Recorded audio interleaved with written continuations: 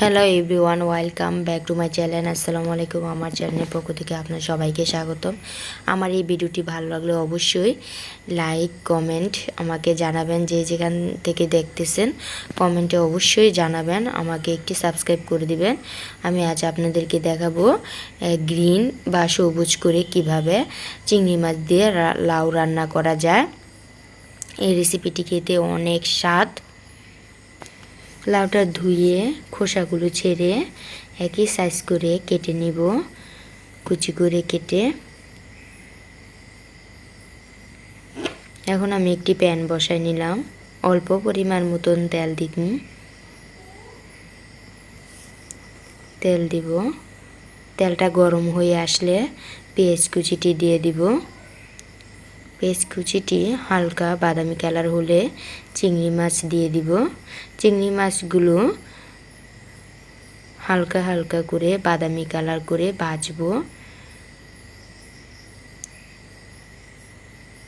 বাদামি কালার হয়ে আসলে অল্প পরিমাণ মতন পানি দিব। লাউয়ের মধ্যে বেশি পানি দেওয়া যায় না, অ্যাড করা যায় না।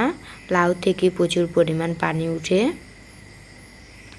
এখন আমি চিংড়ি মাছটা ভাজা প্রায় শেষ, দিয়ে দেব হালকা অল্প পরিমাণ মতন পানি, দিয়ে দিব সাথে কাঁচামরিচ। আপনারা কাঁচামরিচ দিয়ে খাবেন, আমি কাঁচামরিচ দিয়ে দিলাম। আমার এই ভিডিওটি ভালো লাগলে অবশ্যই বাসায় ট্রাই করবেন। এভাবে দিয়ে দিলাম আমি স্বাদ মতন নুন, দিয়ে দিব অল্প পরিমাণ মতন আদা ও রসুন বাটা, দিয়ে দিলাম হলুদের গুঁড়া, মরিচের গুঁড়া দিয়ে ভালো করে কষাবো। কষানো শেষ হলে দিয়ে দিব ধনিয়ার গুঁড়া। এখন আমি লাউয়ের পিসগুলো দিয়ে দিব। কষানো শেষ।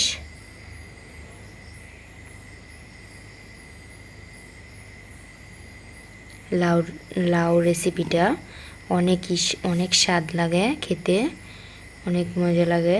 এখন আমি ঢেকে দিব, জালটা হাই করে দিব, অতি দ্রুত সিদ্ধ হয়ে যাবে এবং লাউ থেকে প্রচুর পরিমাণ পানি উঠবে। আমি কিন্তু পানি অ্যাড করিনি। এখন উল্টে পাল্টে দিব, নেড়ে চেড়ে দিব ভালো করে। দেখেন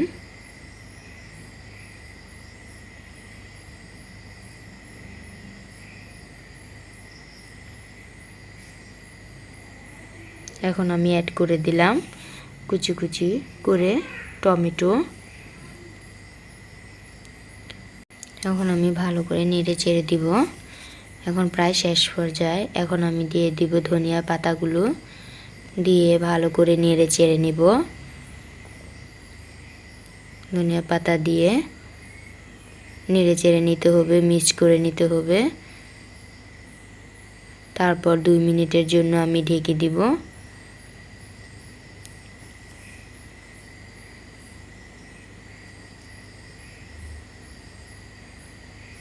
এখন আমার পরিবেশনের পালা। অনেক সুন্দর হয়ে গিয়েছে।